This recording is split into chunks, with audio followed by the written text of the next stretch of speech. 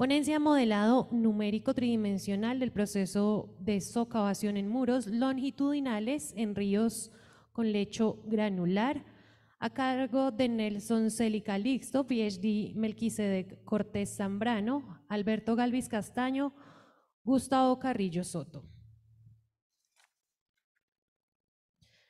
Nelson Celi Calixto es ingeniero civil, especialista en agua y saneamiento ambiental, magíster en obras hidráulicas y candidato a doctor en ingeniería sanitaria y ambiental. Es docente de tiempo completo de la Universidad Francisco de Paula Santander, investigador junior del Grupo de Investigación Hidros, consultor con experiencia de más de 15 años en proyectos de ingeniería hidráulica y sanitaria. Actualmente se encuentra desarrollando su proyecto y pasantía de investigación doctoral bajo la dirección del doctor Alberto Galvis Castaño, profesor titular de la Universidad del Valle, el doctor Melquisedec Cortés Zambrano, titular de la Universidad Santo Tomás en la sección Altunja, y el doctor Gustavo Carrillo Soto, profesor titular de la Universidad Francisco de Paula Santander. Damos la bienvenida a Nelson Celi Calixto.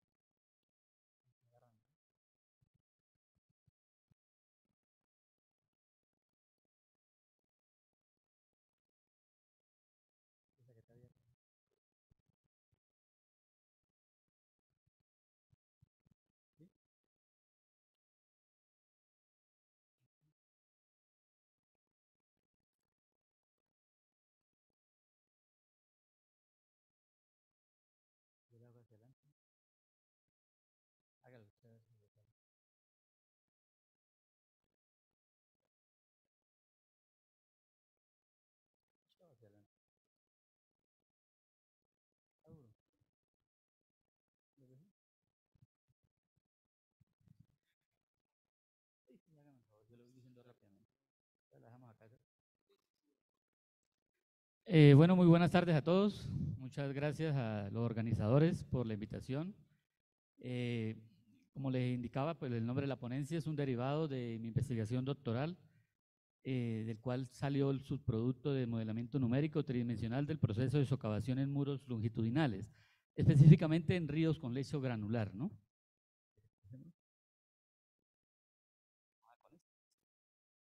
Bueno, a manera general, pues, la estructura de la presentación establece una introducción, unos objetivos general, una metodología, resultados y conclusiones.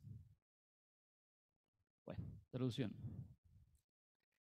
Como es de saber, el estudio de socavación en los lechos fluviales, compuesto por material granular, grava, arena, piedras, ha sido de gran relevancia para los ingenieros civiles y otras disciplinas, ¿no?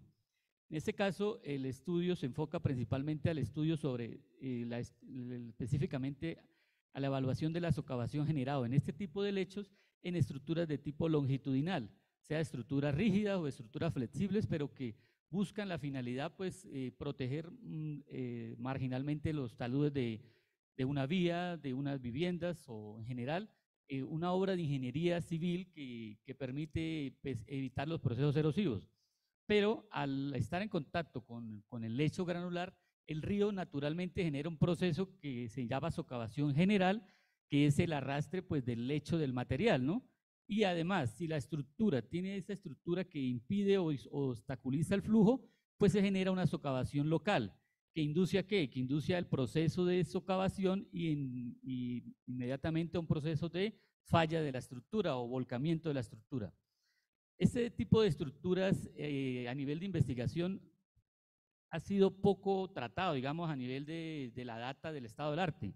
Se ha enfocado más en la investigación a través de los puentes, como una estructura pues, de gran importancia, o las pilas de los mismos puentes.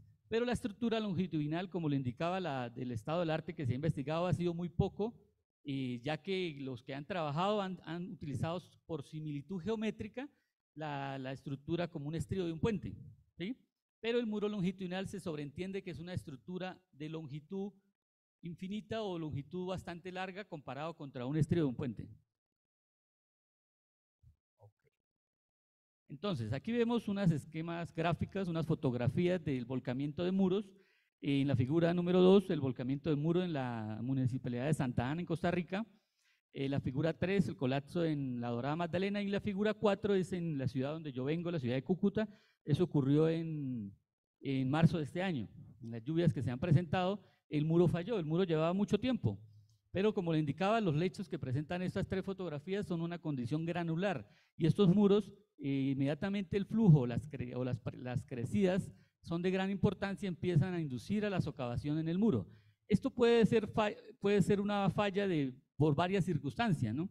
Primero, a nivel colombiano, a nivel, digamos, en muchos países no existe una norma tipificada para el diseño de muros longitudinales.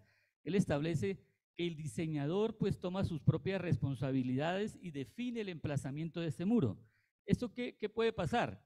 Pueden haber 2 posibles escenarios. Uno, que el diseñador estime con las diferentes ecuaciones que hay que no pueden aplicar para ese tipo de río y generar una sobreestimación de la socavación. Entonces el muro queda emplazado muy profundo, generando que la estructura sea muy costosa. O en el caso contrario, que es lo que se puede pasar en estas fotografías, que el muro quede muy superficial, ¿sí? Y pues genere que el colapso sea inminente cuando se produzca la falla en la socavación en su base. Sobre este muro de la ciudad de Cúcuta se estaba implementando, pero le ganó la lluvia, la implementación, que era una estructura de contramedida, que es una forma de mitigar la socavación que se pueda presentar sobre este mismo.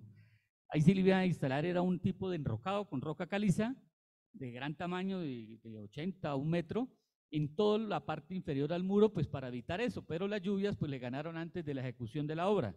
Pero parte del muro no ha fallado totalmente, falló cierta longitud, que es lo que se ve en la imagen.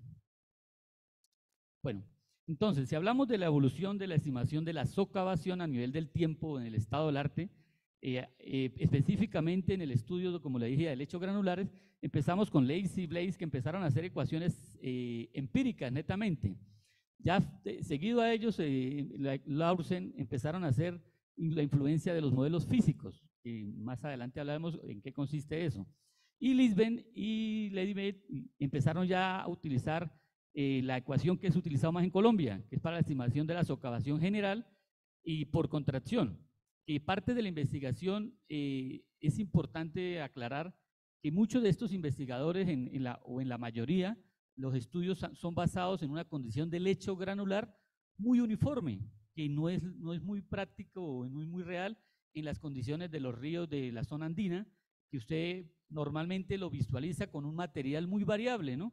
Desde arena, grava, cantos rodados, entonces no es muy uniforme, que es otra variable que puede incidir que las ecuaciones como la de Lisbeth, que es la que se utiliza mucho en la actualidad, o que por lo menos las normas colombianas para la estimación de puentes, o le dicen, utilice esa ecuación, pero siempre le da la libertad al diseñador para que tome, si hay 10 ecuaciones a nivel mundial, pues utilícelas, pero usted es el que define o usted justifica el criterio del emplazamiento de ese muro.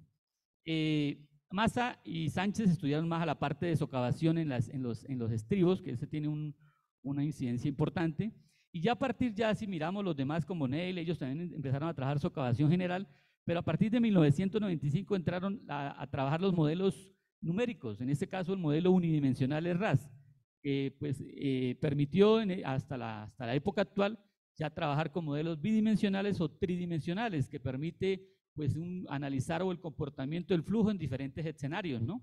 Que a lo mejor no se puede llevar a través de un modelo físico, que como les digo, ya les explicaré más adelante qué es el modelo físico.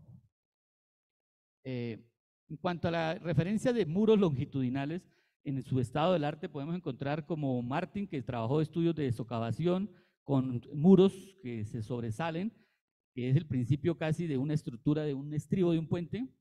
Hetzenberg también trabajó una estructura de muro curvo con una rugosidad, generando, pues con una contramedida, buscando la reducción de la socavación. Quien les habla ya he trabajado en estudios de socavación a pequeña escala, ¿no? En modelos físicos a pequeña escala.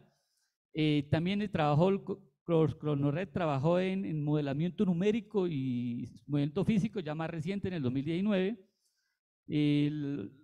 También la profesora Borges de la Universidad de los Andes de Mérida, ella también hizo un modelamiento trabajando con material del río, propiamente lo sacó del río Milla y lo llevó al laboratorio para hacer su modelamiento de muros bajo el principio también que aplicó Martin, que es un muro con espesor y que el flujo iba a generar un choque brusco. Mi investigación no se basa en esas dos condiciones porque en la práctica ingenieril, ya como les indicaba la compañera que me presentó, yo ya tengo más de 16 años de experiencia en diseño de consultoría de obras de ingeniería en ríos, y los muros, cuando se proyectan muros, usted lo que busca es generar un empotramiento en los márgenes para evitar ese choque brusco y que genere una socavación local o brusca como en la figura, como en la primera imagen. Entonces mi estudio se enfoca más, uno, en eliminar ese concepto del choque brusco, porque con una práctica ingenieril se puede reducir. Dos, que el lecho granular no sea ese material uniforme que se ha trabajado normalmente, sino que sea un material que sea muy variable y que eso se establece a través del coeficiente de uniformidad o coeficiente de curvatura. Hay varios parámetros a nivel de la parte de suelos que establece esa variabilidad del sedimento, pero que se puede establecer. Bueno, y Styropus también hizo modelamiento físico y numérico, ¿no? El que nos mandé arriba, él sí trabajó en un río pequeño a escala real, ¿no? Cuando hablamos de modelo físico, que era lo que yo les decía, lo que estamos tratando es de llevar un modelo, digamos, un sistema real, llamémoslo prototipo, a un modelo físico, que es algo que usted lo va a reducir en medidas. Sí, hablemos como en arquitectura, que hacen una maqueta, eso es lo que a veces se piensa, pero la maqueta realmente tiene unas definiciones desde la física y la matemática para cumplir las condiciones de similitud geométrica, si se basa en las dimensiones largo, ancho, o similitud de área o similitud del volumen, en cuanto si solamente el modelo permite la condición de establecer esa similitud, para pasar de ese prototipo a ese modelo físico. En otras condiciones también se tendría que establecer similitud cinemática para establecer los campos de velocidades y la similitud dinámica que establece los campos de fuerza, ¿no? El sistema ideal sería el que cumpliera los tres campos de similitud, ¿no? Que es el sistema original o el prototipo, que es el sistema natural. En las imágenes vemos dos esquemas de modelos físicos, uno de la toma de la presa de Angostura y un canal de modelos en la Universidad de los Andes. Ellos son muy pioneros o trabajan bastante, tanto en Colombia como en México. Ellos tienen muchos trabajos de investigación en el concepto de modelos físicos. Los modelos físicos a veces para algunos investigadores les puede parecer todavía como mucha magia, dicen, ¿no? Porque todavía la realidad no se acerca llevar un sistema, un río, a un modelo a pequeña escala. Pero esto ha permitido desde que existe, pues digamos, predecir posibles causas en algunos embalses. Los han llevado a modelos físicos para evaluar los aliviaderos. La ventaja de ahora de los modelos numéricos es que han permitido pues que se crucen los dos, que los modelos físicos se puedan llevar a un modelo numérico, porque un modelo físico, primero que todo, es bastante costoso. Si usted hace una infraestructura robusta para cumplir las condiciones de similitud, eso tiene un recurso que vale. Y el modelo numérico lo que busca es que usted, una vez lo logre la calibración, pueda generar condiciones a gran escala, pueda hacer proyecciones a gran escala, que no lo puede hacer en el modelo físico por cuestión de costos, no es que no se pueda hacer. En cuanto al modelamiento numérico, como les indicaba, eso ha sido un gran auge que permite pues comprender mucho más el concepto de los procesos hidrodinámicos. De los software que existen para el modelamiento tridimensional o el CFD, que es la dinámica de fluidos computacional, en este caso de investigación yo trabajé con el Flow 3D Hydro, que es un software licenciado, pero que se adquirió a través de una licencia de investigación, digamos, de 4 meses, y actualmente pues a través de la Universidad de Santo Tomás se tiene una licencia más permanente. Pero este software permite pues una interacción importante en el concepto de aplicaciones como infraestructura de transporte de sedimentos, arrastre de partículas o transporte de contaminantes, diseño de presas, oliveros, puertos y costas, ríos y tratamiento de aguas. Este modelo tiene una gran variabilidad de usos o aplicaciones, ¿no? La ventaja de este modelo en el caso de mi investigación es que permite la interacción del flujo, no solamente a nivel del conocimiento de la hidrodinámica, sino también la interacción con el sedimento, ¿sí? Porque el sedimento habrá partes en el cual él se deposita y en otras partes que él es socavado o es arrastrado, ¿no? Entonces, este modelo, pues lo que se buscó inicialmente es lograr desde el modelo físico llevarlo a la calibración al modelo numérico y finalmente, pues poder hacer proyecciones a gran escala. En general, el objetivo, como le dije, pues del título de la investigación o de la primera parte de mi investigación es ahora el entendimiento de ese comportamiento en los muros longitudinales de la socavación local, pero específicamente en el lecho granular, es el lecho compuesto, como le dije, arena, grava, partículas, y aplicando los dos conceptos de modelamiento físico y numérico. Bueno, hablemos de la metodología. Se utilizó como herramientas metodológicas para el cumplimiento de ese objetivo, pues una revisión exhaustiva de todas las bases de datos para poder evaluar qué se ha trabajado en la condición de muros.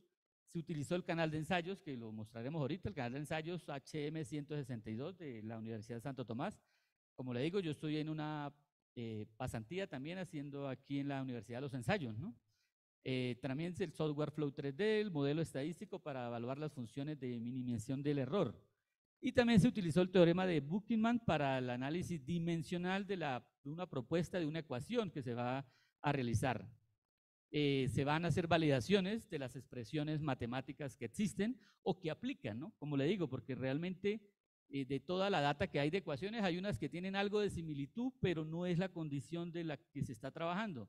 Y se hicieron de todas formas su análisis, su validación, para ver si en algunas se acercaban o estaban sobreestimando o subestimando el valor, en este caso medido del modelo físico y calibrado en el modelo numérico, para finalmente pues generar una expresión matemática nueva. A nivel del montaje, lo que se realiza, pues inicialmente se hicieron dos tipos de canales, ¿no? Un canal curvo y un canal recto, ¿sí? Para analizar diferentes condiciones, ¿no? La curvatura, pues por efectos de la fuerza centrífuga, evaluar los cambios en la velocidad. Además, un canal de sección más corta tenía más velocidad, pues inducía más socavación, ¿no? Ubicación del material en el fondo, instalación del muro longitudinal, ya les mostraré las imágenes. Se hizo una toma de las lecturas del lecho antes del evento del flujo, se le suministra el agua, se realiza un tiempo de equilibrio, que realmente lo que busca ese tiempo de equilibrio es dejar pasar el flujo de manera constante hasta que el material no es capaz de hacer más arrastrado, ¿sí? Entonces, ese se le conoce como el tiempo de equilibrio, que acá alcanzó las 3 horas, cada prueba tenía una duración aproximadamente de 3 horas, que permitía en ese caso pues parar la prueba. Se retira el agua del canal, se vuelve a tomar los datos del escaneo después del proceso de socavación y se vuelve a hacer el análisis porque se evalúa la condición de pendiente, se cambia la pendiente, se cambia el caudal y se vuelven a tomar todas las lecturas, aplicando pues un diseño de experimentos de manera factorial. Aquí estamos en la instalación. Como le dije, el canal es un canal de circuito cerrado, tiene pendientes entre menos 0,5 y 2,5. En el caso mío se ha trabajado con pendientes positivas, ¿no? De 0,5 a 2,5. Y el caudal máximo a suministrar fue 110 metros cúbicos hora. El canal tiene 9 metros de largo, pero se trabajó como longitud útil 5 metros para la instalación de los dos canales en acrílico, pues para garantizar que los procesos erosivos que se generan por el arrastre no vaya a deteriorar el canal. Todo se tuvo en cuenta. Igual que al final se colocó un sistema de rejilla para evitar que el paso del material fino pues entrara al sistema de bombeo. Aunque la bomba de todas formas tiene un tamiz 200 que retiene partículas pequeñas. Bueno, aquí tenemos las características del canal curvo. Es un canal de 0,15 metros de ancho y 0,40 de alto y 3 metros de largo. Se hicieron dos canales principalmente por un motivo. Este canal dio la estimación de la socavación, Pero mi investigación doctoral tiene dos partes. Una es estimar la socavación en ese tipo de lecho específico y en ese tipo de muros longitudinales. Pero dos, la segunda parte de la investigación doctoral es cómo logro reducir esa socavación, ¿no? Con alguna contramedida que la mitigue. Y eso es lo que se estaba trabajando. Entonces el canal de 15 tenía el inconveniente de ser, ¿qué? Muy pequeño, ¿sí? Muy pequeño para evaluar contramedidas. Se alcanzó a hacer solamente una contramedida de unos mantos antisocavación, pero nos daba muy pequeño. Por eso se optó con el otro canal, que ese canal fue totalmente, cubría el ancho, solamente que era un canal recto de 29 centímetros de ancho, porque el canal tiene 30 centímetros de ancho útil, menos los espesores de los acrílicos, que daba 29 centímetros de ancho. Se tomaron también 11 puntos de control, igual que en el anterior. Se colocó un lecho de arena de 12 centímetros, que era lo que se iba a tomar y se iban a tomar las condiciones iniciales. De todas formas, en la condición máxima de flujo, no se alcanzó a llegar al lecho de más de los 12 centímetros. Sí, que sería, si no, pues teníamos que haber cambiado una condición más, de un espesor mayor, ¿no? Porque el fondo pues iba a ser acrílico y el río no iba a llegar sino a la condición máxima del lecho o la socavación que pueda producir. Si fuera eso, estaríamos hablando de pronto de una socavación que fuera en roca, que sería nula. Pero en ese caso no era el escenario que se quería evaluar, era una condición en la cual su perfil estratigráfico era la misma mezcla de ese material granular. Bueno, a ver. Aquí está pues parte del registro del análisis de la parte de la granulometría. Ese material tocó ir a Genesano a buscar el material, porque no se consigue en Tunja, material del tipo de lecho de río, que la mayoría es de peña, creo que consigue acá en Tunja, ¿no? Entonces me tocó ir allá porque la condición tiene que ser material netamente de río, por la condición de su textura, que tiene que ser redondeado, ¿no? Y no puede ser ni siquiera de trituradora, porque la trituradora ya pierde la condición redondeada de un material natural de un río. Entonces se hizo, creo que 2 viajes se hicieron, y se hizo todo el proceso de tamizaje. Ese tamizaje, ¿qué es lo que busca? Aquí en la siguiente gráfica les muestro. Lo que busca, ¿qué es? Yo en mi modelo experimental no voy a trabajar directamente con el lecho del río, como lo hicieron Borges o como lo hicieron otros de los investigadores. Primero porque el canal no me daba las dimensiones para colocar una piedra el canal tiene 40 y la piedra, el flujo no iba a ser capaz de moverlo. Entonces lo que se aplicó fue aplicar modelamiento físico para generar un escalamiento de la curva granulométrica. Yo hice un escalamiento del río, que era mi río prototipo, eran los ríos que tenían un diámetro medio de 35 milímetros y un coeficiente de uniformidad de 24. Ese río era ríos típicos del río Milla, del río Pamplonita, del río Zulia en Cúcuta, y muchos ríos tenían ese tipo de variabilidad en el sedimento que oscilaban entre 25 y 35 milímetros. Entonces, lo que se hizo fue un escalamiento de la curva granulométrica aplicando los principios de similitud, buscando qué tamices cumplían ese mismo coeficiente de uniformidad, y me da un diámetro medio de 7.75 milímetros, que era un diámetro medio trabajable para la condición de laboratorio. Ese coeficiente de uniformidad, para los que de pronto no lo tienen presente, representa la relación entre el diámetro al 60% de las partículas, ¿no? Y el diámetro al 10%, ¿sí? En el cual, pues de ahí hacia abajo, todas las partículas son menores. Ese es el diámetro máximo que va a tener el 60%. Y eso establece que existe esa variabilidad. Del estado del arte de lo que se investigó a nivel, como le dije, solamente 2 trabajaron con coeficientes de uniformidad mayor a 20. Y uno de ellos era Borges, era el que trajo la muestra del río y la colocó en el laboratorio. Era un canal un poquito más robusto, pero el principio de ella es generar un choque brusco. Entonces la socavación que estaba evaluando no era la de mi estudio, era otro escenario diferente. Bueno, en cuanto a los modelos de numérico Flow 3D, tiene unos pasos generales, como establecer las generalidades, los parámetros del modelo físico que pide, la geometría de mallado, condiciones de frontera, condiciones iniciales y salida. Lo miramos a manera general. Aquí se establece el modelo de transporte de sedimentos, el sistema de unidades y el tiempo de simulación, que estaba entre 200 y 400 segundos, era lo que se establecía. En cuanto a los parámetros del modelo físico, se establecían las ecuaciones de Meyer, Peter y Müller para el transporte de sedimentos, y establece el número de Chill para calcular que es calculado por la ecuación de Windhouse. Y en la parte de Meyer va a pedir todas las características de la muestra de mi sedimento. Pedía los porcentajes, el diámetro medio, y el ángulo de reposo. Eso fue introducido al modelo para que el modelo se acercara a mi condición del modelo físico. Aquí vemos parte también. El modelo físico establece entre sus análisis los modelos de turbulencia. Él tiene varios modelos de turbulencia. Aparece el modelo de RNG, modelo de 2 ecuaciones KW y modelo de 2 ecuaciones KE. Esos más adelante lo miraremos porque eso se tiene que hacer de manera iterativa. Se va probando cada modelo numérico, cada modelo de turbulencia hasta que logre calibrarse a los datos medidos del modelo físico, los datos de velocidad.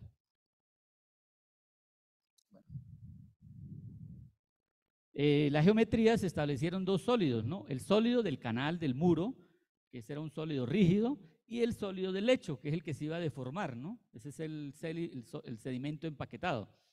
Ese se estableció igualitico, solamente que aquí en el modelo numérico, para aclarar, se hizo el escalamiento otra vez hacia la condición del prototipo. Es como si yo tuviera modelado no el canal del laboratorio, sino el canal que yo estoy escalando. Es un canal más grande, que era, el escalamiento fue de 5 veces el valor de entre los datos del río y los datos del modelo físico.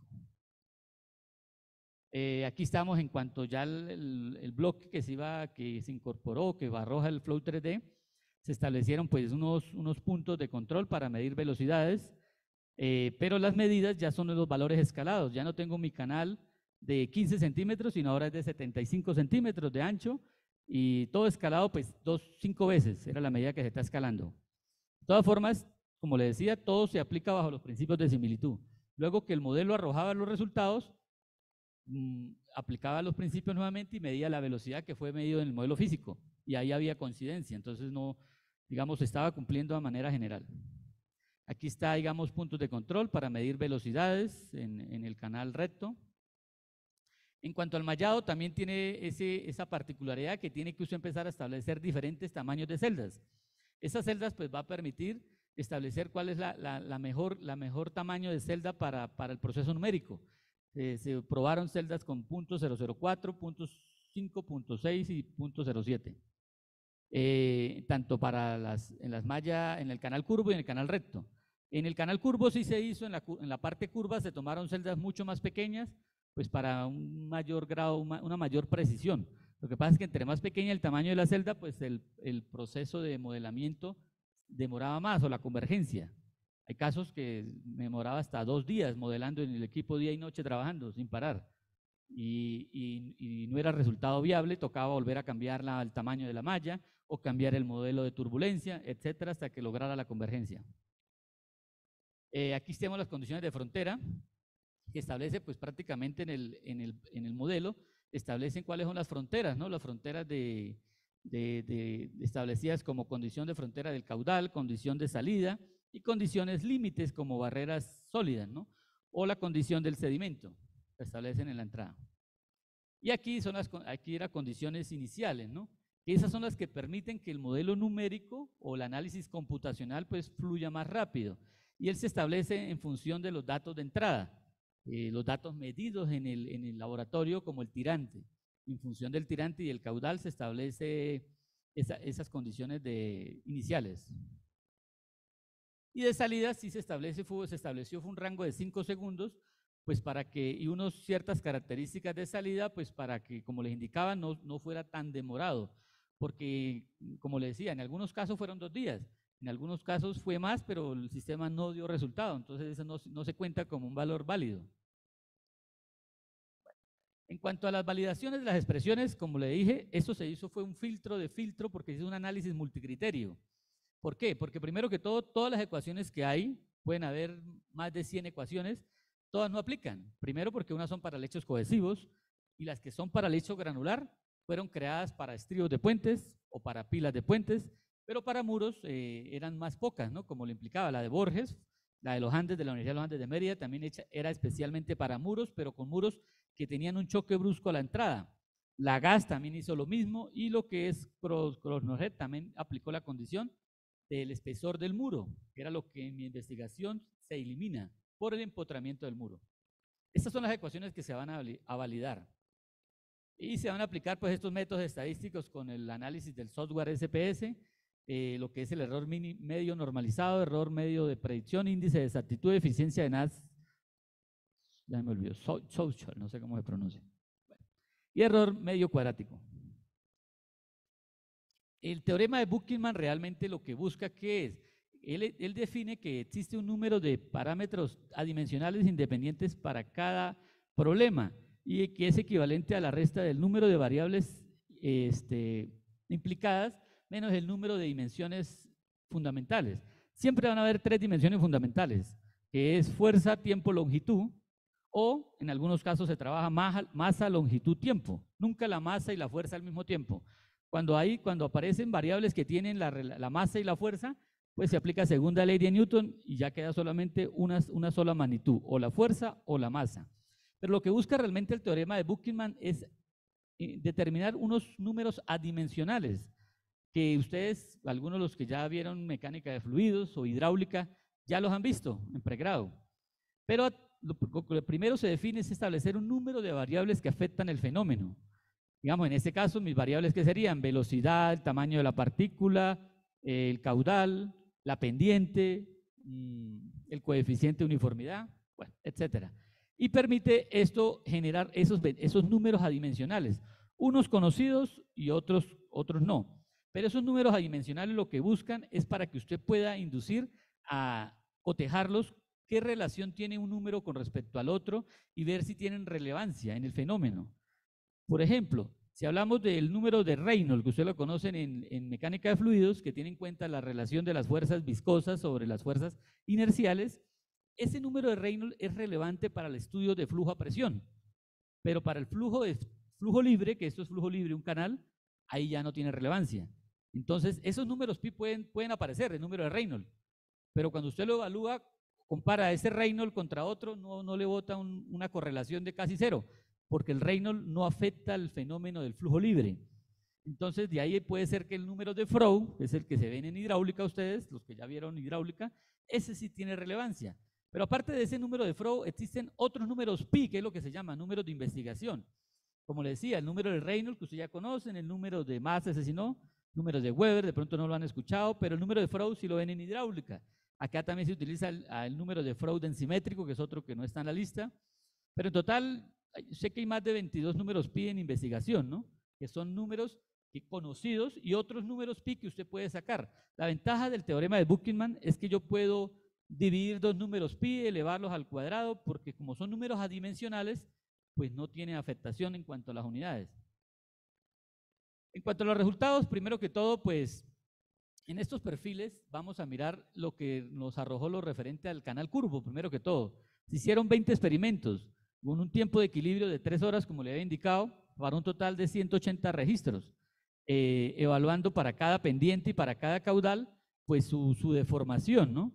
Eso se hizo en todos los puntos de control porque el análisis, digamos, de la turbulencia y el análisis específicamente de este tipo de material se observó en el laboratorio y se observó a través también del modelo numérico, que es diferente que yo simule una condición de un material uniforme.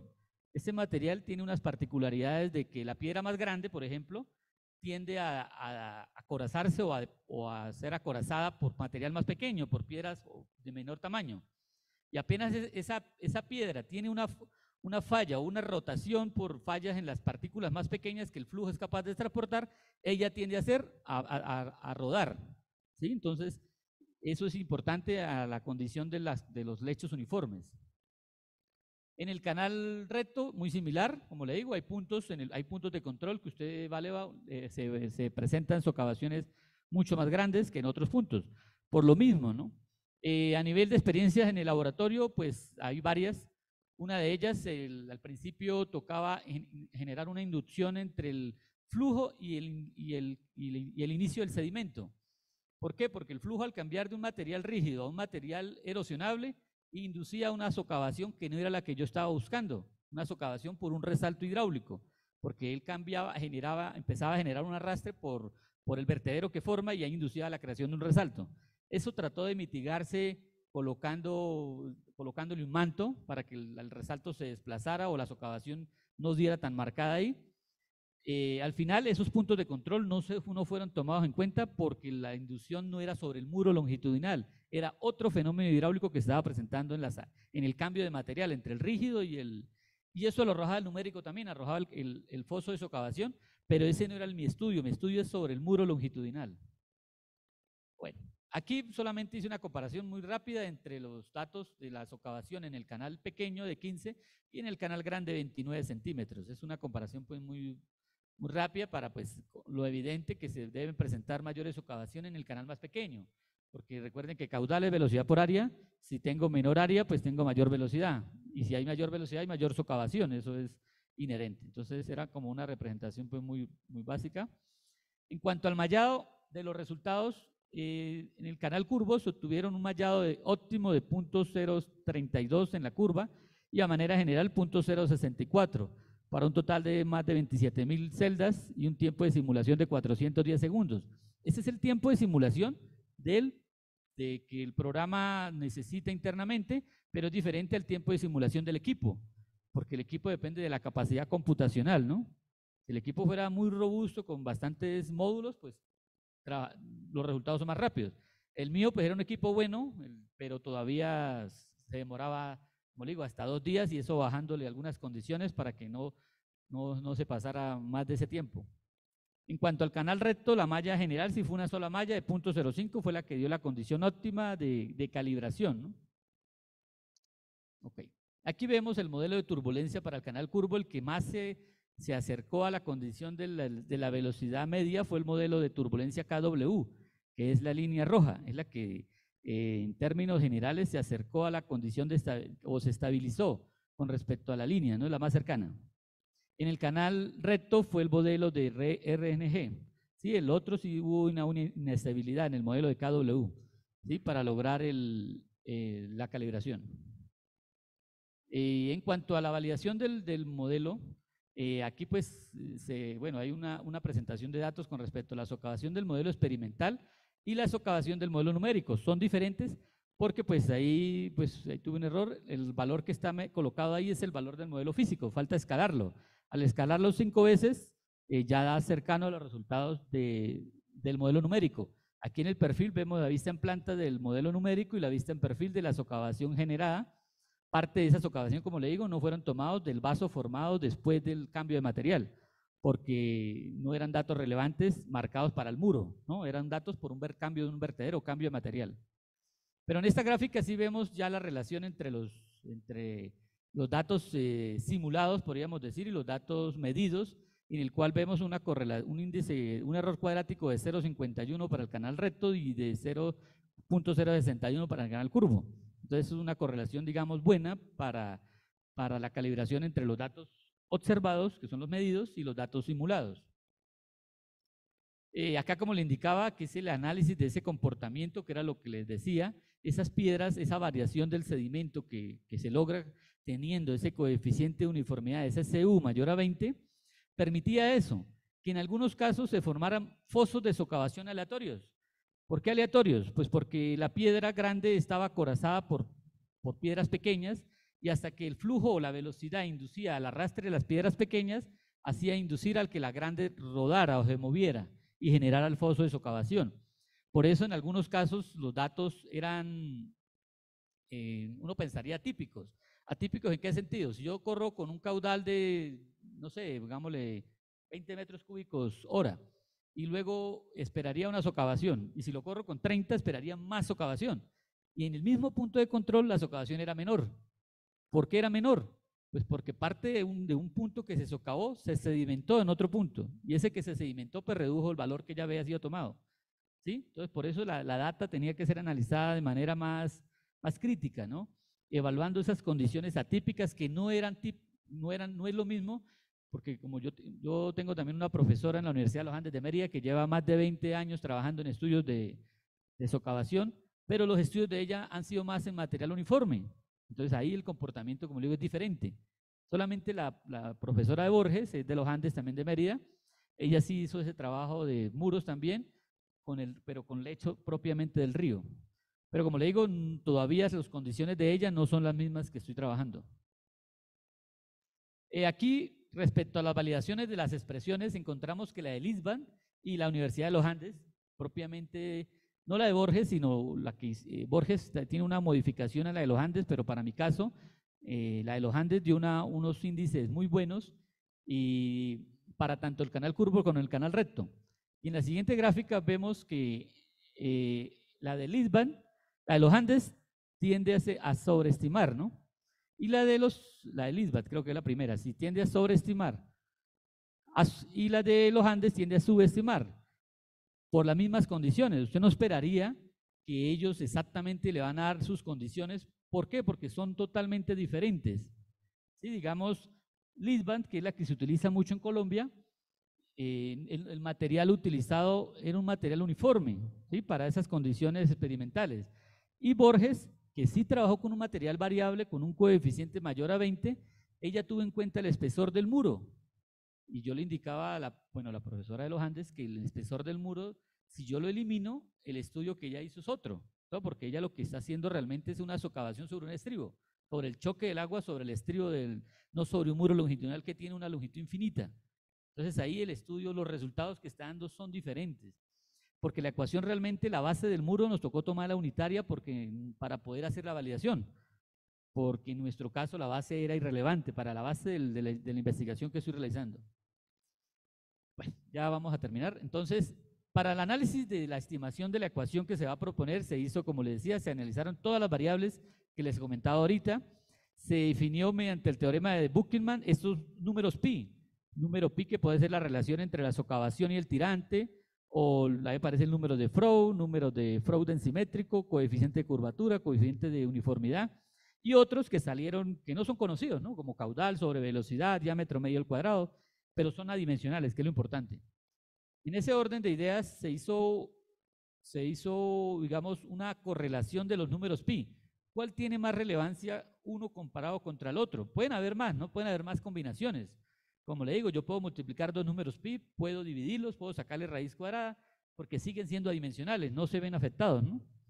En este caso, los números pi 1 y 5 fueron los que dieron unas correlaciones un poquito más altas, de 0,843, 967 y 0,842. En función de eso se estableció por medio del análisis de mínimos cuadrados cuáles podrían ser las potencias de esa ecuación que se va a proponer, ¿no? En función de los tres números pi que dieron más relevancia. Primero se hizo en función del número de Froude, y el número de Froude densimétrico y la otra número pi que no es conocido, es función de la pendiente, velocidad y caudal y diámetro medio, en el cual pues se establecen digamos, las correlaciones que hay entre los dos. Son correlaciones en general buenas, pero finalmente lo que se busca es combinar las tres ecuaciones para subir la correlación. Aquí está con la tercera ecuación que le decía. El primero era los dos números, el Froude y el Froude densimétrico, y esta es la otra variable. Para finalmente, uniendo el número de Froude nos permitió una ecuación con una correlación mucho más alta, del 0,85 creo que, no alcanzo a ver, en el cual sus valores estadísticos fueron muy, muy buenos, ¿no? En comparación a lo que estaba arrojando Lisbon o lo que estaba arrojando la Universidad de los Andes. Bueno, finalmente, pues como conclusiones, prácticamente lo que ya se había dicho, que los datos de profundidad pues permitieron, digamos, establecer la incidencia de la socavación principalmente en una curva de un muro. Que el choque directo del flujo sobre la curva produce un arrastre pues más puntual, que la expresión matemática en la base basado en los datos experimentales permite pues estimar una socavación que podríamos decir más aterrizada a esas condiciones de esos lechos granular que tienen muchos de los ríos en Colombia y en otros países, pero que gozan de esa uniformidad, de esa variabilidad en el sedimento.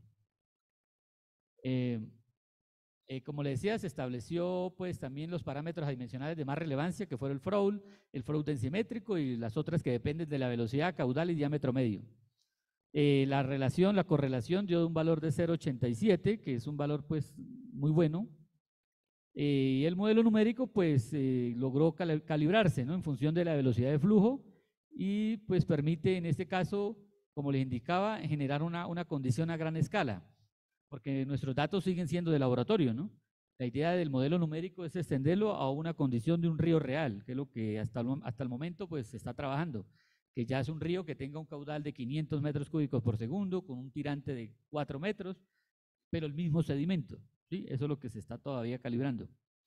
Que es la parte final que permite pues ensayos a escala aumentada. ¿Listo? Y aquí pues tenemos alguna bibliografía general y listo. Muchas gracias.